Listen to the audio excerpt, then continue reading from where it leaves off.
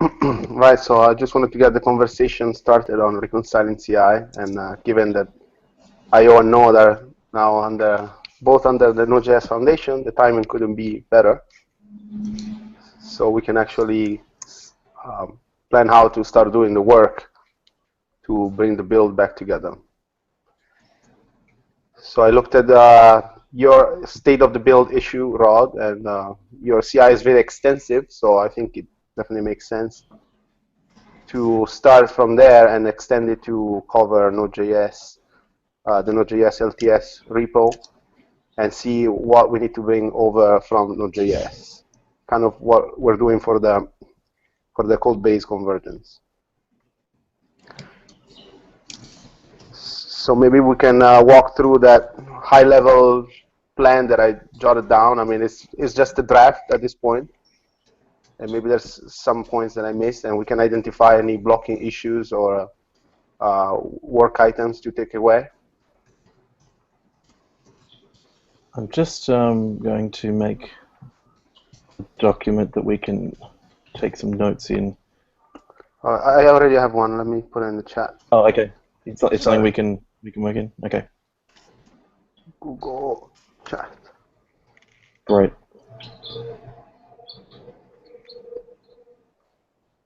Excellent. Okay. Your notes I've got in that issue. Yep. Cool. Alexis, where's your plan document found at so that we can take a look at it? Sonny, it's in the issue that Rod sent earlier. Let me find the link. Build io.js build 98. Oh, okay. I didn't realize that that was what Alexis had written because it was in Rod's comment. Yeah, I sent it earlier by email and Rod posted it.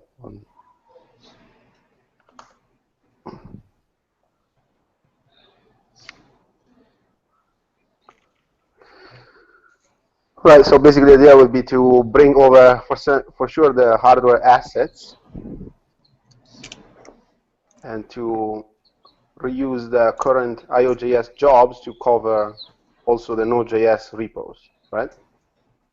Yeah, so just for history, the efforts that we're doing here started out as Node Forward and weren't actually even part of a fork. It was all about improving the state of what joint Node had, and then it obviously went off in a different direction. But yeah, the aim here was always to build something that was going to benefit Node in general. But so I don't know if you've also picked up that we we cover libuv as well as a separate concern. So we have separate libuv jobs, and they use that. Their tests are not in very good shape, but we're encouraging them to sort that out. We are also doing a little bit of NPM testing, and we've offered the NPM client people the ability to make use of the cluster for their own things as well. So that's also covered in what we're doing. That's awesome. And so I assume in terms of Node.js, you can test any branch, any commit. I mean, yes. So we can do that. So they're parameterized builds, but the Jenkins config is a bit too heavyweight at the moment. So we have a bit too much scripting going on in Jenkins to make things happen. So even some where we work around some deficiencies in make files that we just haven't got around to fixing. So ideally we would be pushing more of that into the make file and VC build, but it's just something that we haven't got around to doing. So there is some configuration that you just can't see publicly and is doing things that just shouldn't be done there. But so it's configured for io.js as it is now. So the make and test is very specific to io.js. We have one of the main differences is the test runner. We've split simple into parallel and sequential. I don't think you've done that in Joint Node. I don't think so. where parallel ones in theory can be run parallel, and the sequential ones that one must be run after each other, and that speeds up test runs. But at the moment, we're having some troubles using it from CI, so I don't think we're actually enabling parallelized builds from CI. They just get invoked as test test sequential and test parallel, and I think that gets invoked from test CI. So if you were to run, say, a branch of joint node with this cluster, it probably wouldn't work because of that difference. Okay, so that's probably one of the first work items, right? Exactly, yeah. To make these jobs work with join node. Yep. So what are the main jobs that you guys run? I mean, the ones that we could start looking at. So let's have a look. How about while we're talking, I just give you access to get in and poke around. Sure. We almost exclusively are using io.js any PR multi. That's what most of the collaborators use to test branches. We have a containers one that does the same thing, but it does it within containers on Linux only at the moment. But we were going to expand that to FreeBSD and Solaris perhaps, so that we could have containerized builds to run automatic against any pull request from arbitrary sources on GitHub. At the moment, we encourage people to think of the use of any PR multi as trusted. So don't just run any code against that. Don't just run any fork against that, because unless you've reviewed the changes, because running arbitrary code on the cluster is not ideal. So that's why we have the containers one, to isolate untrusted code. So we have a semi-working automated build thing for pull requests that selects either the containers one or the other one, depending on whether you're a collaborator or so you have access to the collaborators team, or you are outside of that group, just for security reasons. But that is not being used extensively at the moment. It's mainly that io.js any PR multi that's being used most of the time. Okay, that automatic detection is actually turned off right now, isn't it? It was on for a while, but without the feedback to the pull request of like a link to the Jenkins or feedback directly into the GitHub Status API, it's not as useful because people just don't go looking for it. So it ended up being a bit of a waste turning it on until we've got that. So the secure version uses transient containers and VMs. Yes, so we also people can't have. make too much damage. Yeah, I'll link you to. We have a containers repo. There But in the chat. of course, they could still start a denial of service attack from there, right? The network environment is not sandboxed. Yes, correct.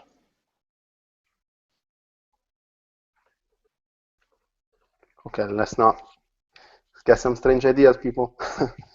On YouTube. We're broadcasting. No, well, it's not enabled by default now, so yeah, it is something that could be closed up, but so far it's not. Anyway, they're the containers, they're the Docker configurations for that. And so the process, when somebody opens a pull request, people review it, and then somebody triggers the job. You wait for it to. Yeah, that's how we've been doing it. We have this partial. We have code to do listening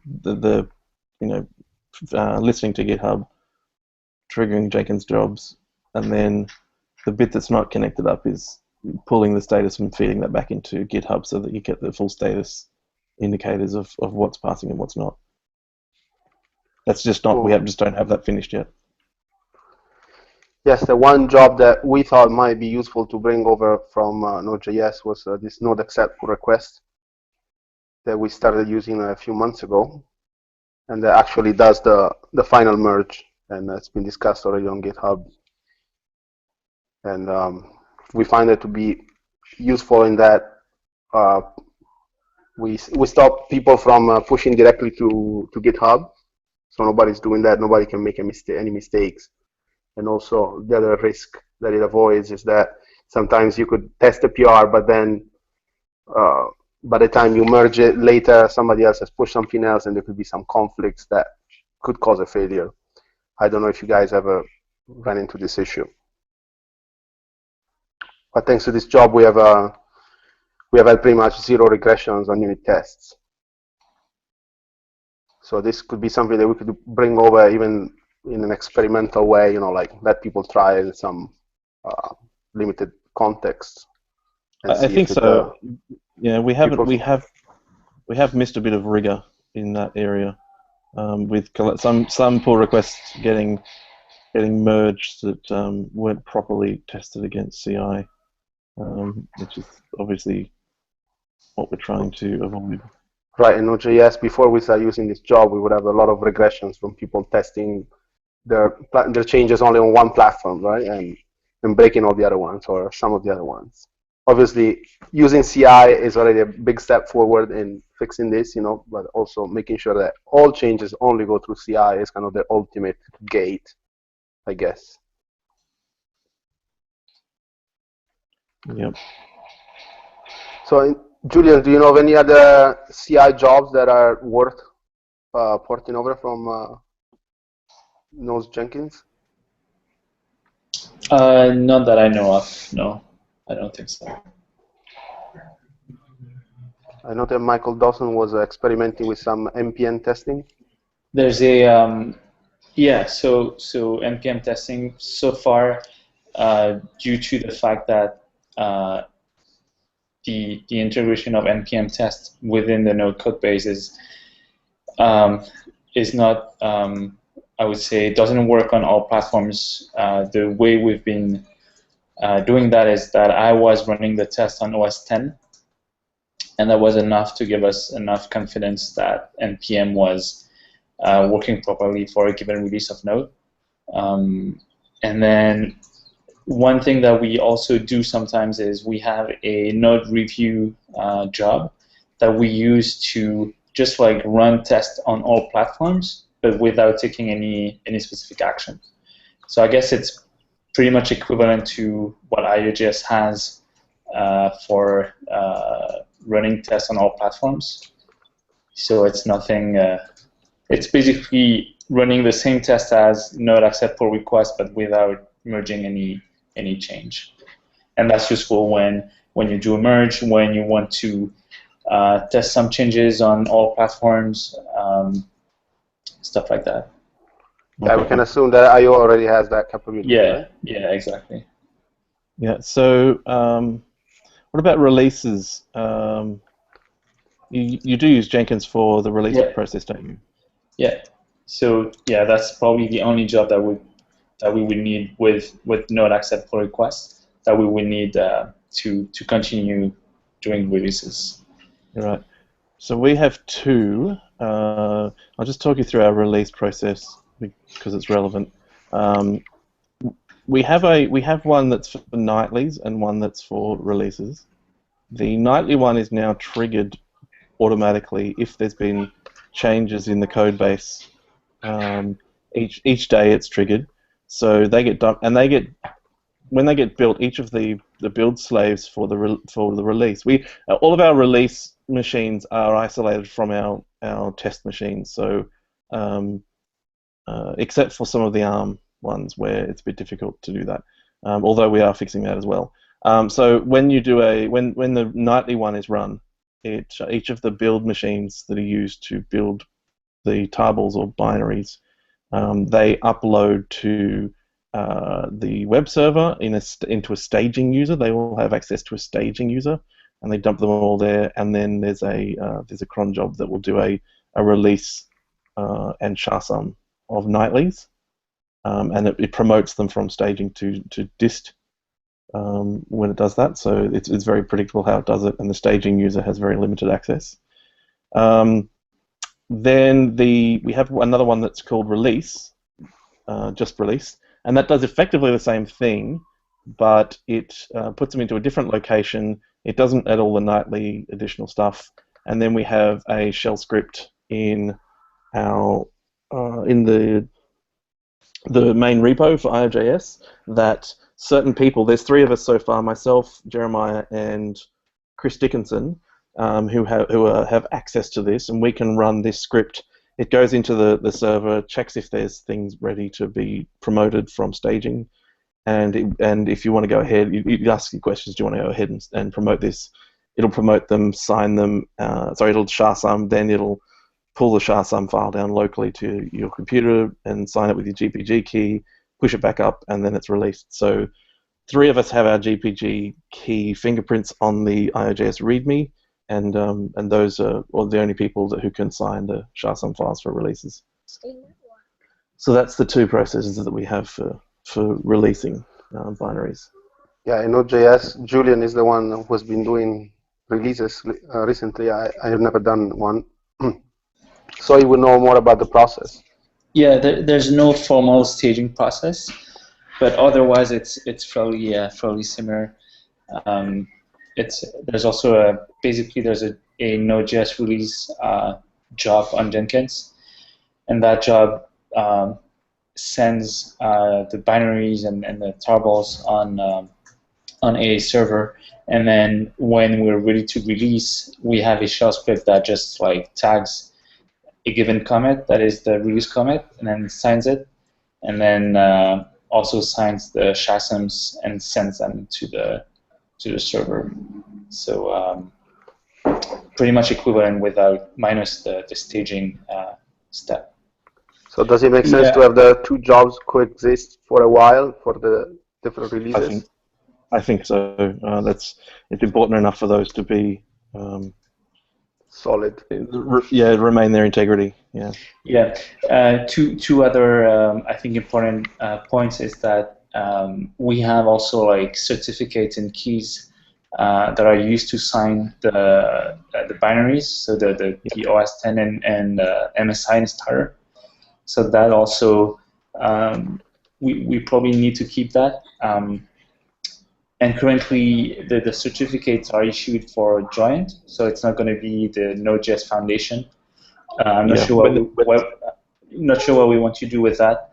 And then another thing is that I want to document the release process so that someone else than me can do it.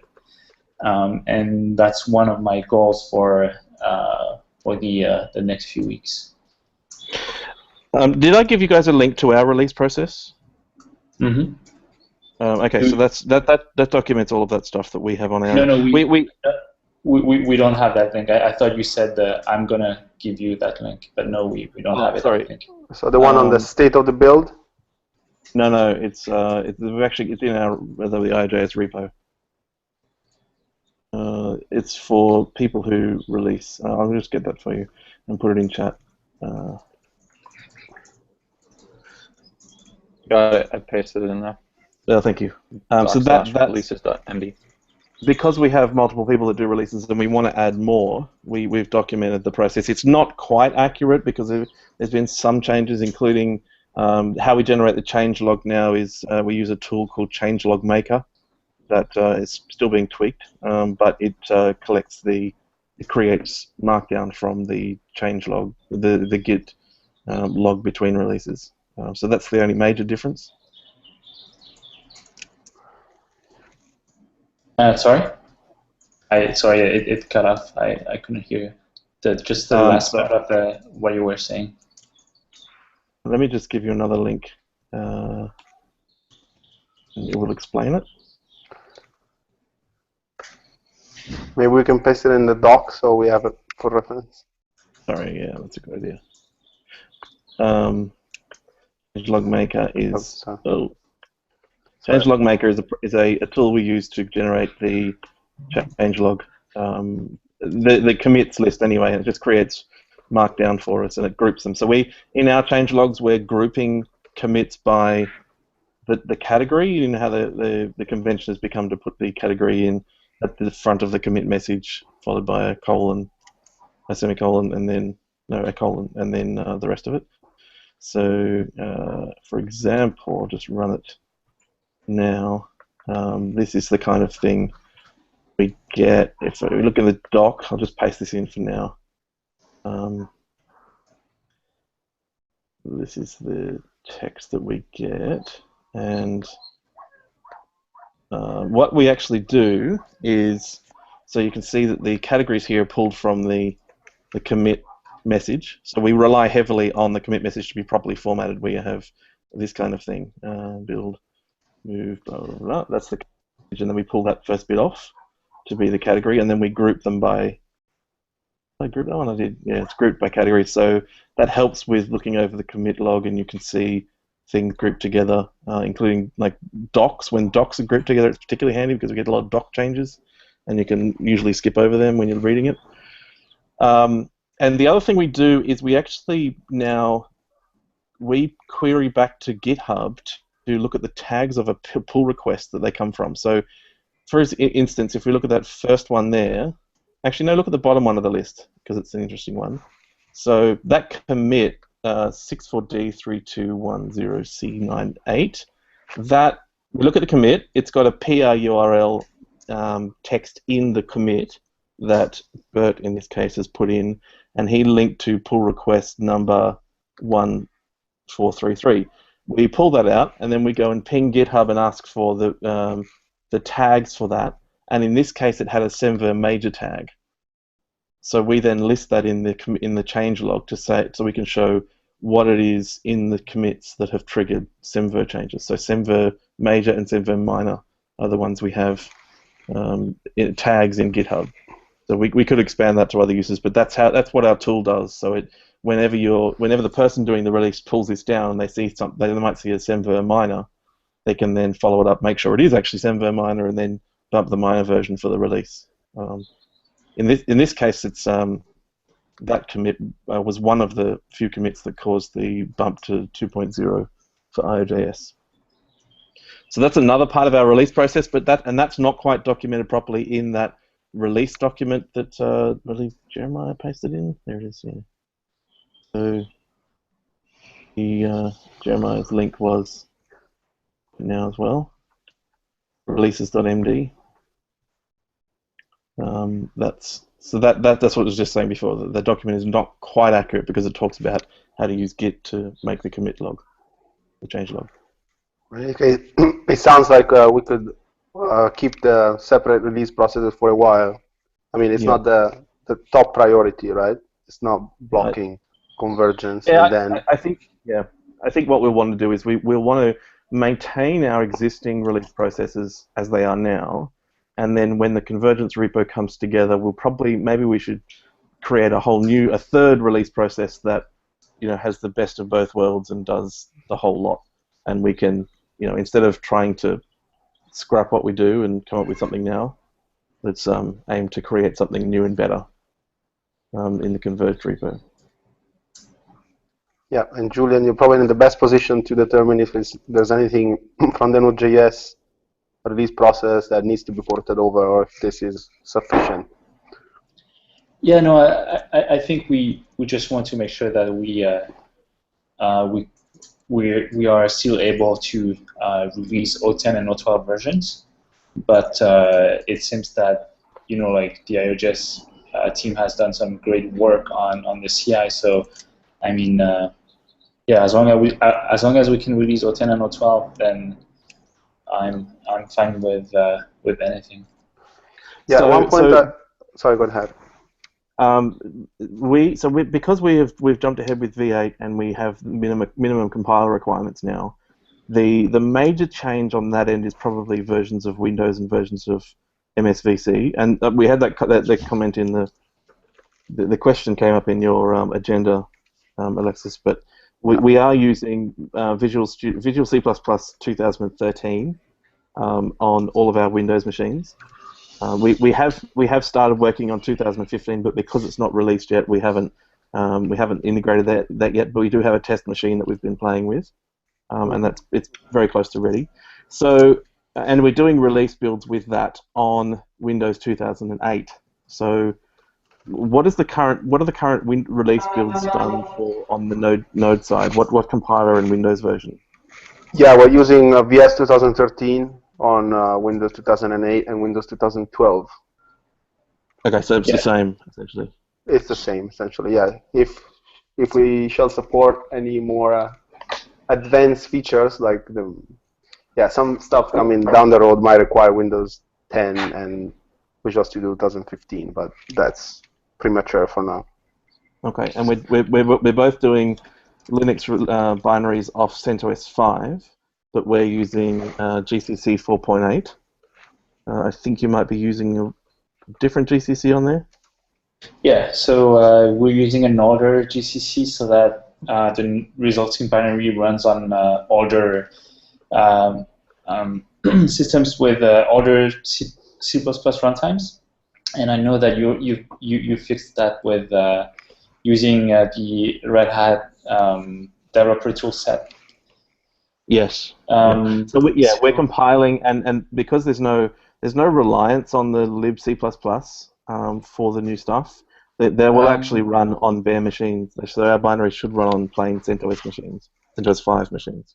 Yeah, so just a note that some new V8 stuff doesn't work in GCC 4.6 or something. One of the older versions we had to drop because it's not actually supported by V8 anymore and doesn't compile with some new stuff that's in V8. Yeah, the minimum for io.js is 4.8. You cannot use 4.7 even. It's 4.8 and nothing below. So Rod, you're saying that without the Red Hat developer toolset, a node binary would run on an older CentOS system, for instance? Correct. So currently V8 is not using any C++ features that require it to pull in lib C++. So it requires a higher compiler, 4.8, but the binary it produces will run on a plain machine that doesn't have the developer toolset. So you can just run the binary. What I mean is your build machines need the Red Hat developer toolset. They do, but we also have variants. In fact, I think that the machines that we're using on CentOS 5, we have plain ones, Jenkins jobs, that just use the basic compiler for libuv. So we're doing libuv testing on GCC 4.6. Yeah, what I'm saying is that the fix that we did, which is using older compilers, is not ideal if we think about running node binaries only on Intel platforms. The way that you did it is better, like using the Red Hat developer toolset on the build machines.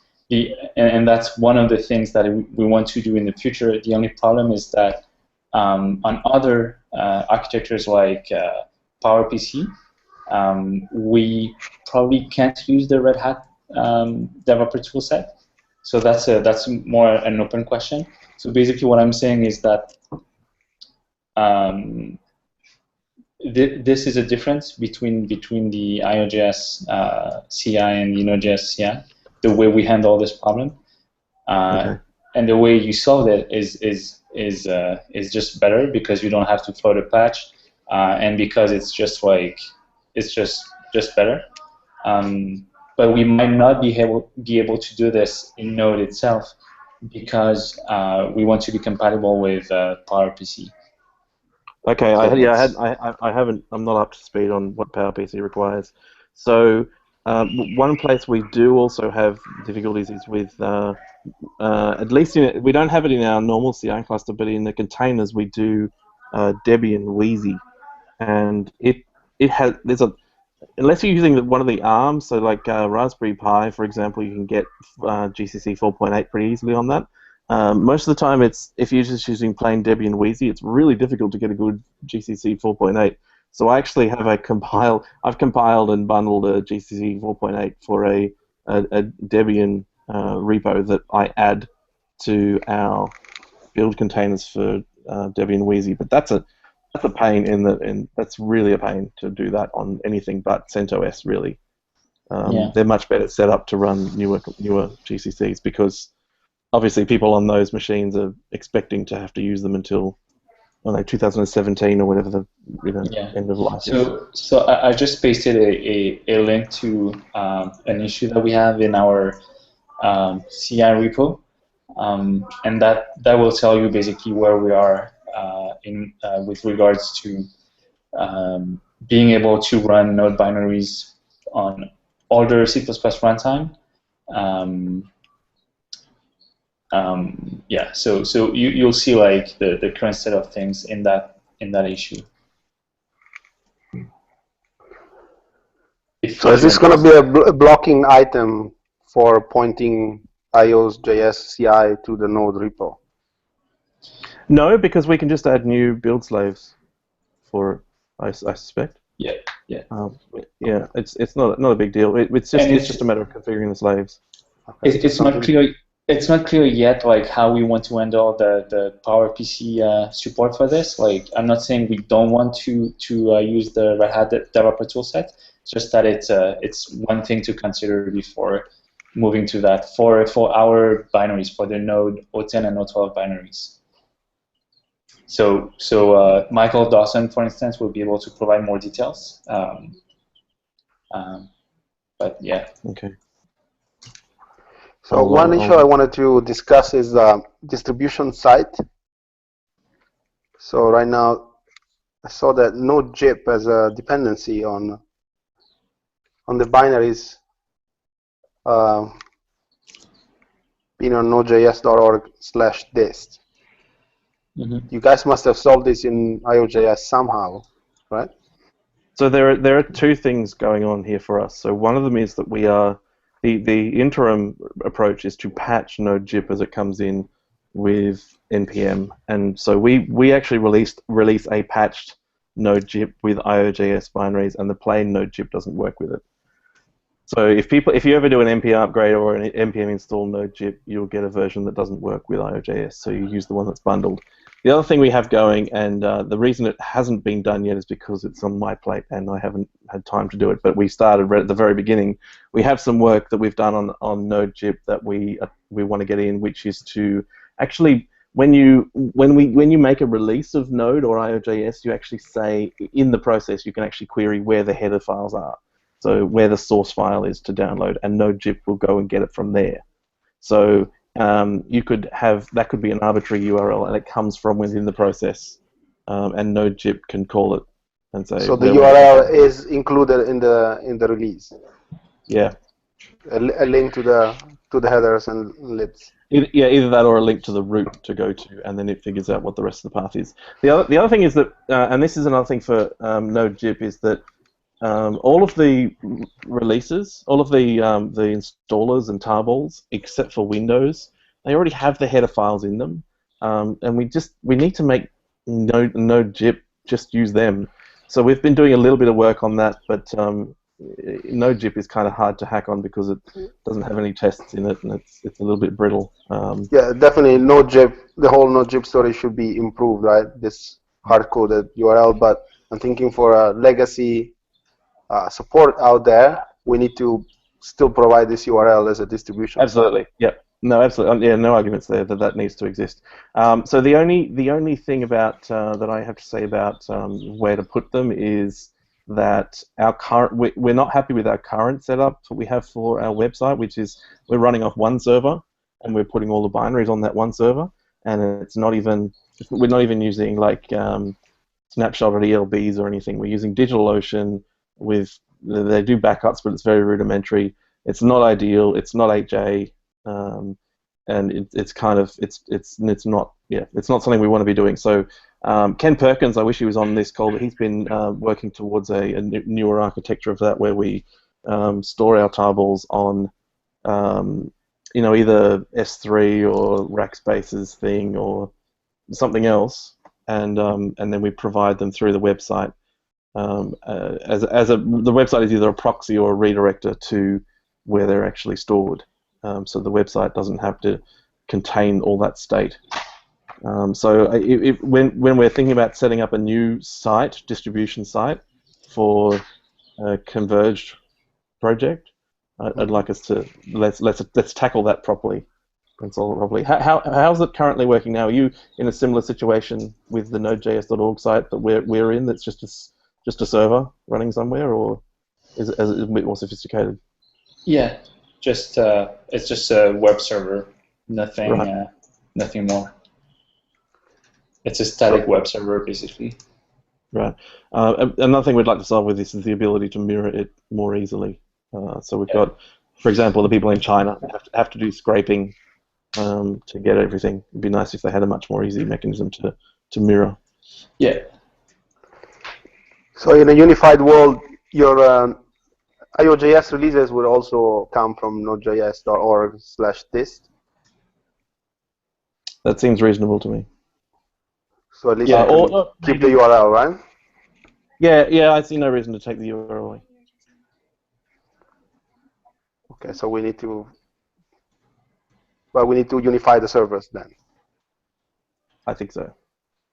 Yeah, we probably should unify the servers and make them answer to both endpoints, so io.js and node.js. This is not SSL. It's not HTTPS. Yeah, no, io.js is.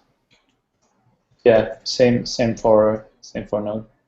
I mean, depending if we talk about the files themselves, they are not served through HTTPS, but the rest of the website is. Okay, well, ours. Okay, the files itself are not, so we don't need a certificate for this particular part. Right. Ours are. All of ours are served strictly TLS. So we have no, like, all of our port 80 redirects to 443, or even for download files. I wouldn't mind keeping it that way too.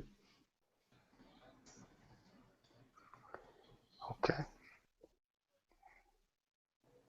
Another difference is, so the way we we made some enhancements to the distribution directory. So if you go to node.js.org/dist/ io.js.org/dist/latest, then you'll see some differences. One of them is that we don't bundle a non-256 SHA-SUM file. We've done away with that, so there's no SHA-1 file there at all. We did have some initial complaints from NVM, but they've gone away, and I've been pushing back on that because it's hard not to find a platform without 256 support on it. So we just did away with that completely. The other one is the Windows binaries. So instead of putting them in the root there, we have a Win x64 and a Win x86 directory that has the .exe and the .lib, and we don't upload the OpenSSL CLI files. We also don't upload the EXP or the PBB files, as they're ultimately unnecessary for. We've had nobody even ask for them. So. But you want to store them somewhere, right? Well, we don't need to because they're not really needed. The lib is. I think there was. When you're debugging some production crash and you get a crash dump, it's good to save symbols for all the builds. Okay. This was I think it was Bert that said that the need for those symbol files was questionable, and he linked to an older issue on the joint node repo that actually the original one that asked for those files to be included, and he disagrees with that. I don't remember the details. I've never done debugging on Windows, so I'm not an expert. I don't mind uploading them if they're actually necessary, but the message we've got is that they are unnecessary. Yeah, we might want to revisit that, but I don't think it's a blocker. Yeah, no, I'm not fussed by that. Another thing, we are not doing SunOS binaries. We haven't done that yet. We haven't had a call for it, but the SmartOS machines that so Joint's providing SmartOS machines to io.js, and we're using them for tests, but we're not doing any release builds yet with them. That's just a step we haven't got to. Our Darwin binaries, we're not doing a 32-bit Darwin, and our PKG file doesn't have the 32-bit component in it. It's only 64-bit, and we haven't had any call for 32-bit at all because The assumption is that pretty much everyone using OS X is using a more recent version, which is 64-bit only anyway. So that's turned out to be, so far, we've had no questions about that at all. So that speeds up PKG file creation, obviously, but it also is nice to reduce a step. We are also, our Linux files also come in XZ compression as well as GZ, so we can get some greater compression. And they're generally preferred by Linux users now. And you'll see also there we have ARM v6L and ARM v7L binaries there. So our ARM v6 are built using that's compatible with Raspberry Pi, Raspbian Wheezy. So they're nice and old. They can work on Raspberry Pi and many other ARM v6 machines. Our ARM v7 ones are built on. They're actually built on Ubuntu 14.04, which is not ideal, and we have in our plan to move them to a version of Debian Wheezy. We've got build machines in our cluster that run Wheezy now, and we just haven't converted the release process across to them. But there's been plenty of calls for people who want ARM v7 binaries that are compatible with Wheezy. So that's the plan there. And in our nightlies, we are also doing ARM v8 binaries.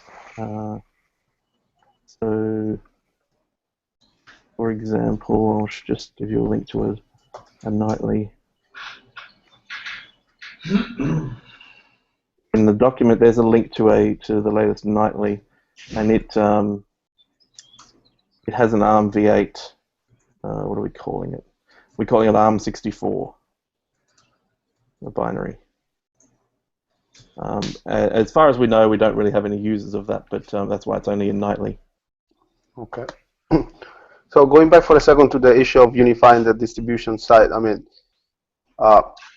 so you're saying that your node zip that ships with io.js does not have dependencies on this URL? Or I mean, once you have downloaded a certain build, it will have a dependency, right? No, our node, the node zip that we bundle is basically hacked to change the internal URL. So it's we But where does it take the URL from? It takes the URL from a file that the user downloads. Once it downloads it, it has a dependency on this URL. Yes. So existing downloads, if you change the structure of your distribution site, existing yes, no, downloads will be broken, right? Yes. Yeah.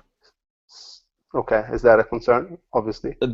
Well, no, because we can that's what I was suggesting when if we set up a new server that answers to both Node.js.org and io.js.org, they can live in the same place because something else we did was that our dist directory is actually a symlink or an alias for download directory, which has release and nightly and a bunch of other things in there, so it gives us more flexibility. Mm-hmm. What we could be doing is /download. We could just be serving. We could put them all in the same place and serve them all from. When you go to io.js.org/dist or /download, you get one thing, and then node.js.org, and the same thing, you get the older ones, and then when the converged thing starts releasing, it just goes under node.js.org, and io.js.org can continue serving if for older builds and for possible future releases of io.js if it continues to stay around. Right. So your new releases could go in a new structure that plays better with existing node.js.org. Does that make sense? Did we lose Rod?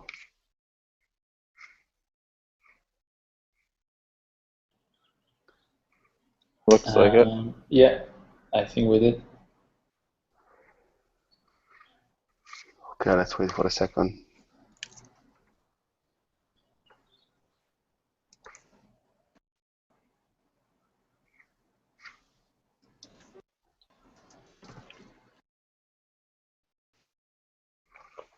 Sorry, I dropped out. Yeah. So I was saying Yes. your future releases could adopt a new directory structure that fits better with node.js.org/test. Yes.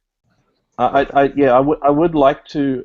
So for the converged repo, I'd like us to be open to changing that structure as well. So for example, specifically the Windows binaries, I think belong in subdirectories. Like I think that's something we can and should change for a converged website or converged release structure. So Yes, I think absolutely.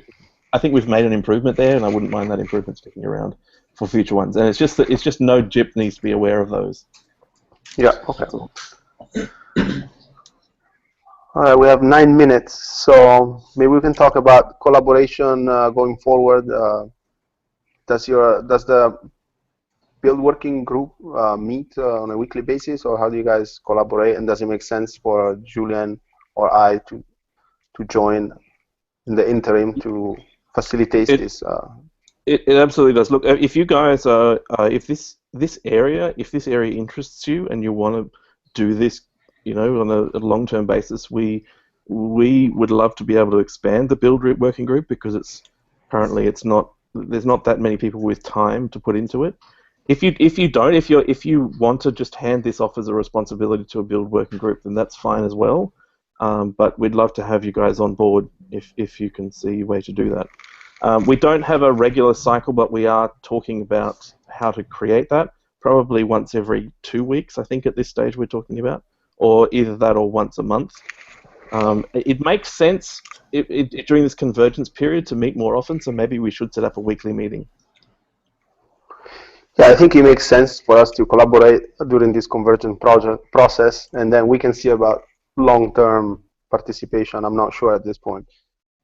Okay. Yeah, I mean, that's entirely up to you, but as I was saying, we'd love to have more resources for people that both have the skills and the interest in doing it. So we've got myself, Johan, who I don't think any of these are on the call. Myself and Johan and Ken Perkins as well are the most active. Myself and Johan are actually the most active.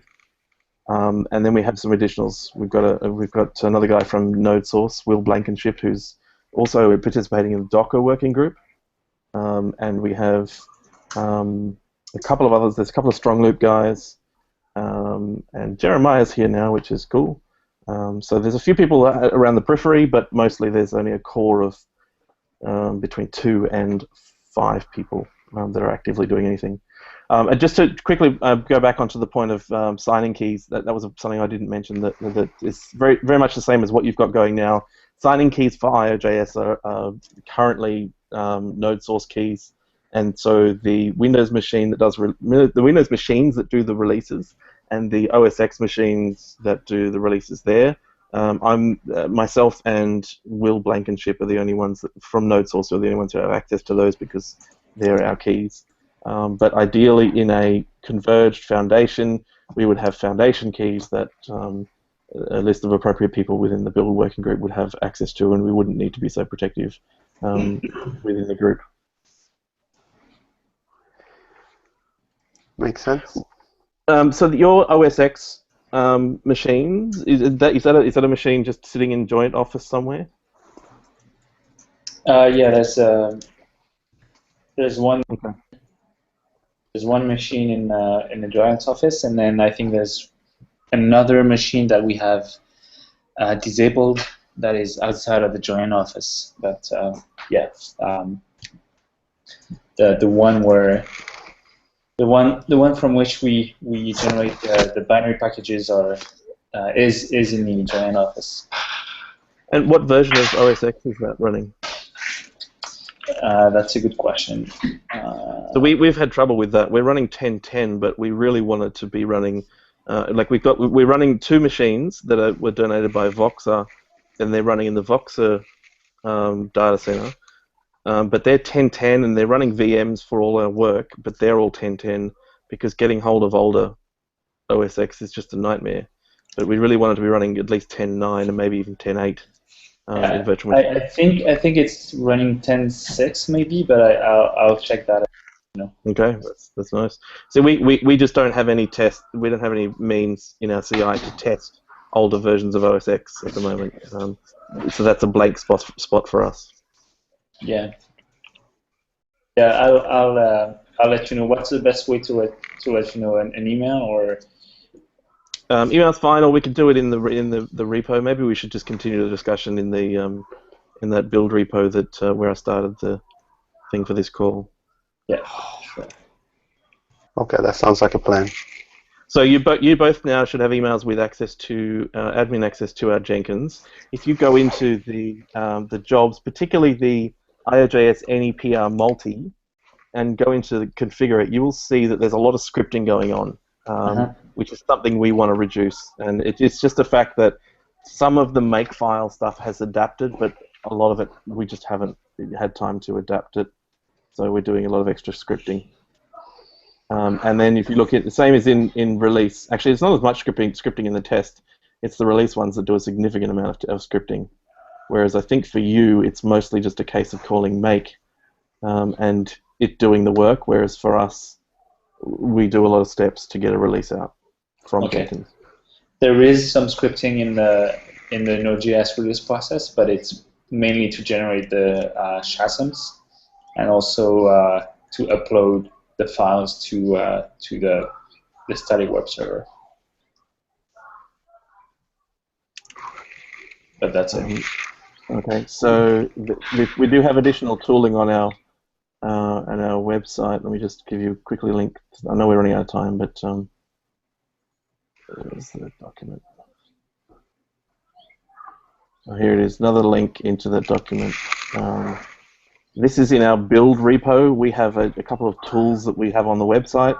One of them does the promotion process, and it's just a bunch of script files that does promoting and making SHA-sums.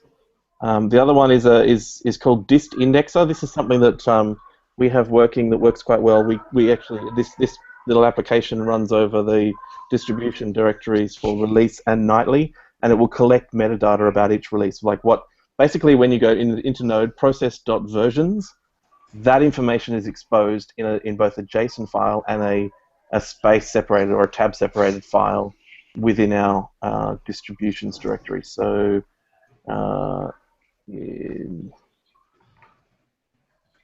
there's, if you look at this file, that and .json.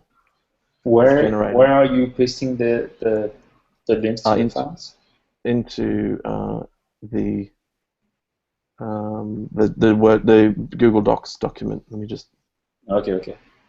Yep, that was it there. So then tools like NVM can look up. Actually, Node pre-JIP uses it as well. So for pre-JIP, when it downloads binaries, it needs to know the Node modules version to know what binary compatibility it is, and it can get it straight out of that without downloading anything. Yep. Okay, so we're running out of time. So what are the next steps, guys? Next steps. Let's organize another meeting. So how about we just put a time and see if we can stick to it next week, maybe. How's this time working for you?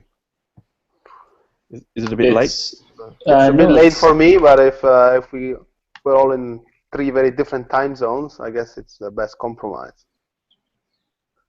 Yep, so I can do this time slot or slightly earlier if need be. So Johan, who's also in my Australian time zone, it will have the same difficulties as me, but this is 8 a.m. for me. Well, it starts at 8 a.m. for me in Australia. I can do 7. The TC meetings are usually at 6 a.m. for me, so I'm getting up early for that anyway. Ideally, 6 a.m. is terrible, but if we do today, for example, that would be Friday, 8 a.m. for me in Australia. I can do that next week, probably. Yeah, it's 1 a.m. for me. Yeah, it's pretty late for you, right, Alexis? Well, today I'm pretty tired. This is my 7th meeting, so I'm starting to space out. But maybe next time I can take a nap. Okay, whatever works for you also, like Alexis, because I don't know, like 1 a.m. is a bit late. But I mean, if it could be Yeah, an hour earlier than today, that would be great. I mean, the earliest that you guys can handle. Normally I can do an hour earlier. It's just just looking this up because I think I am actually in an airport at this time next week. Let me just quickly check.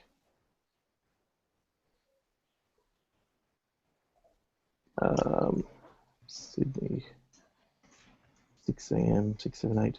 Yeah, I'm going to have trouble if it's earlier this time next week. I might be able to do the same time as we've had this one, but it's still gonna be tricky for me. But I will try and make sure that someone else from our group is on it. Ken Perkins did say that this time slot is tricky for him as well because he's picking up his kids and his wife at 3 p.m. PST usually, so it's probably not ideal in the long term. Okay, so let's start the duel and take the discussion from there for the next meeting. Yeah, let's do that. Sorry, I'm scattered as well. I've got 100 things going on. Okay, guys. Well, thanks for having this call. thank you, Alexis. Cool. Yeah, thanks for Thank you, guys. Yeah. Take care. Thank you. Bye. Bye.